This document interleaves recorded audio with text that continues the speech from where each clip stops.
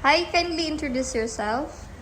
Good morning, ma'am and sir. I'm Marichu Villanueva, 39 years old, married. I have only one children and she's 13 years old. Who will take care of your daughter if you work abroad? My mother or my husband. Okay, is your husband working? Yes. What's his job? She's doing farming. Okay. Did you had an experience working abroad? No. Can you tell me about your experience in the Philippines? I started working as a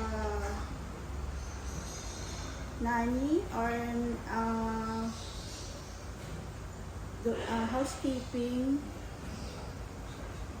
Okay, how many employers did you have in the Philippines? I have two employers. One is I work as a nanny, and I am 6 years of them. Okay, so you work for them for 6 years as nanny. Yes. Did you also work? Did you also do household work? Yes. Are you a stay-in housemaid inside the house? Yes. How many family members did you serve?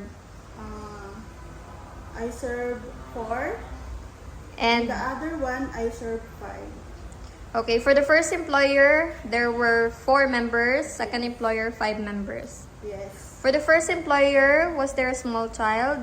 Yes. How many?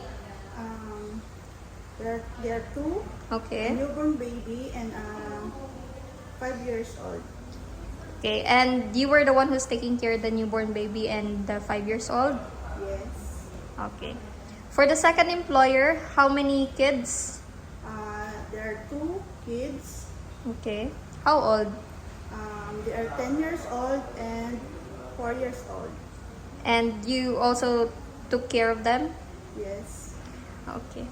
Did you had an experience with elderly or disabled person? No, I don't have experience on that. Okay.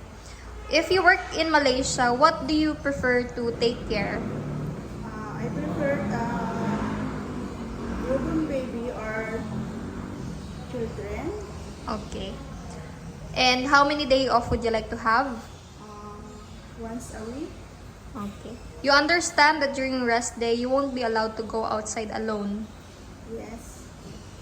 Do you know how to cook?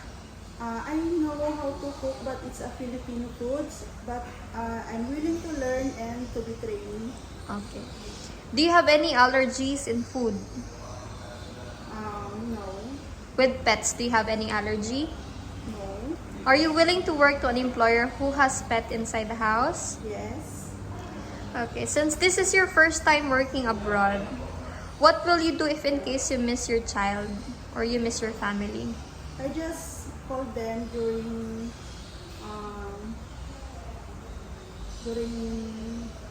So you'll just call them? Okay. yes. You mentioned you prefer to take your newborn baby, right? Yes. Are you willing to sleep with the newborn baby if in case your employer asks you? Yes. Okay. Lastly, can you tell me what is your motivation? Why do you want to work abroad? Since I decided to work abroad, I want to raise my child to have a better life, to study well, and provide my family needs. Okay. Well, thank you so much for your time today. This is the end of our interview. Thank you.